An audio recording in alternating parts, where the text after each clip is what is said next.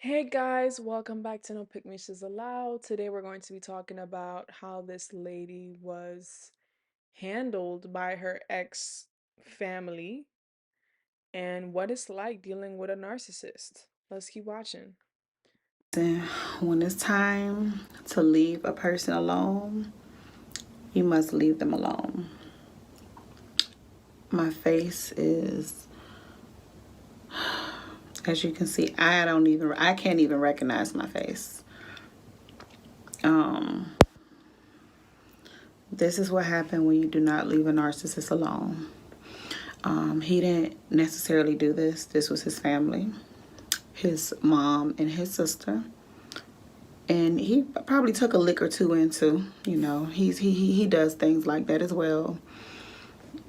All because I didn't want him to go through my phone.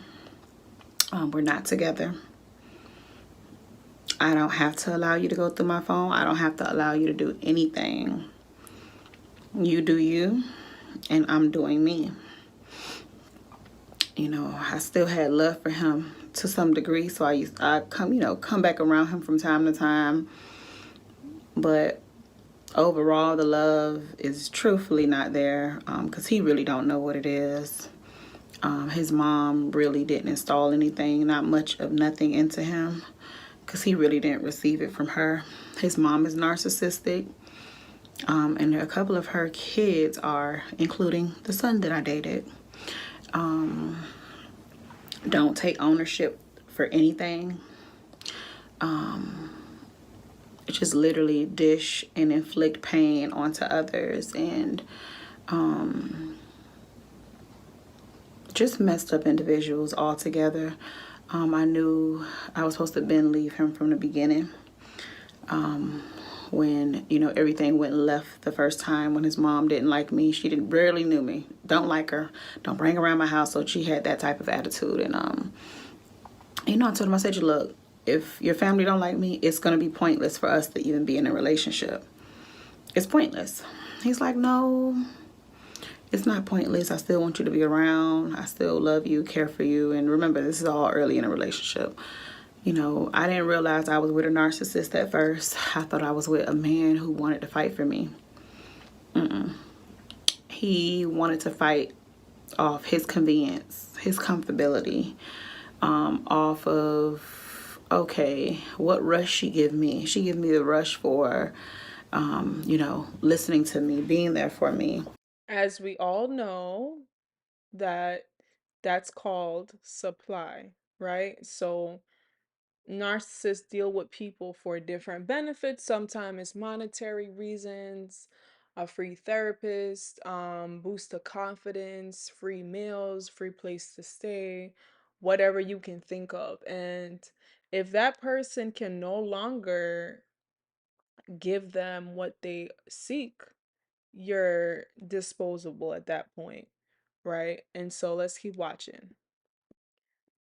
Being that comfy blanket, being that new supply I was to him at that time. She had materialistic things. Well, maybe I can hopefully use her for her car. Maybe I can use her for this. So they have narcissistic individuals already have it in their head what you're there for. Which he didn't get much of that. Barely ever did anything for him financially. But again, I served some type of form of great purpose for him to still keep me around, right? So, within a 6-month relationship, things started going downhill more and more. Left, everything just going left, more and more left. And then, the final straws just kept coming. It's every time I look up, it's the final straw.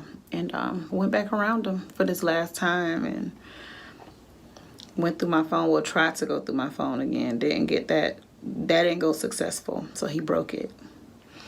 Then he called his sister and mom outside. Come whoop her ass for me. Now this is the same sister who didn't even hit him with a hammer. This is the same devilish sister who don't even like him. So this is just a family cycle filled with devilish, hateful, malice individuals who literally, again, enjoy seeing pain, brought into others, inflicted on others. They live their whole life in chaos 24/7.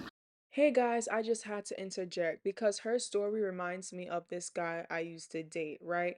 And I thought like he was gonna come from this great family. I thought like, he was like Carlton from the Fresh Prince of Bel-Air, right? And his life would just be perfect because he was well spoken, well groomed, well educated, carried himself well, didn't even curse like that, right? Looked like he respected people, right? And he was around respected people. Girl, when I finally met his mom looked like a crackhead that was just getting off of drugs. Like this woman just looked, like she just got up after 5 years out of her bed. And the way that she treated me the first time that I met her, she was like, she just met me, mind you. And she was like, I don't trust her. I don't trust her.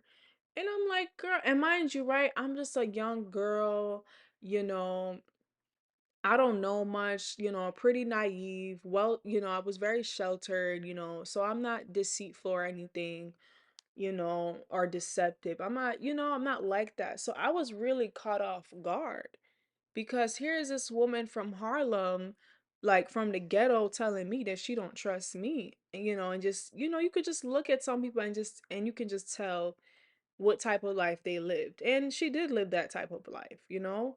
And I would visit Christmas, like Thanksgivings, and the family would always be like fighting, and then they're in like brawls. Like one of his brothers even got shot and went to jail. It was just so ghetto. Like that's why I said, you can never judge a book by its cover. You can never judge a book by its cover because that whole family was just toxic, toxic, toxic, toxic. The sisters weren't welcoming. It was just, ugh. Literally. And that's the reason why his spirit always be down. And I've always been that person to try to bring it back up. His sister literally hit me in the head about 4 to 5 times with a gun.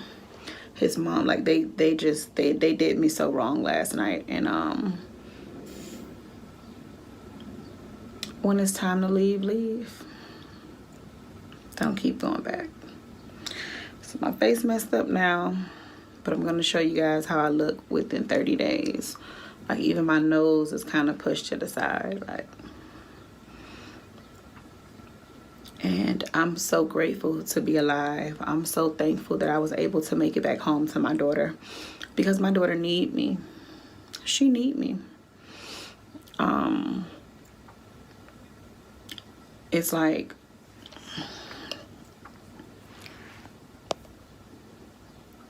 wow, the things that happen, the things that we allow.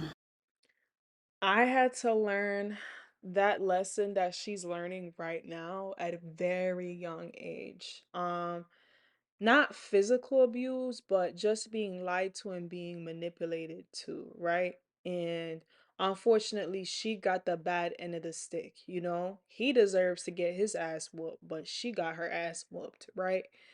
And what I've realized in life, God will allow situations in your life to go really bad because he's trying to make you uncomfortable so you can leave that person alone, right?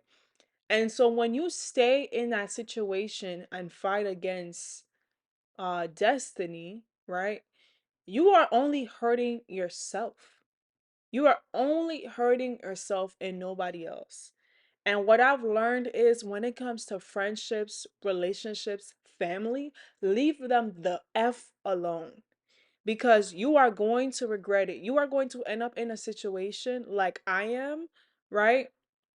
And thankfully, I left without, that much scratches, but I left with scratches. And I don't mean physical scratches, I just mean like baggage when it comes to life, right?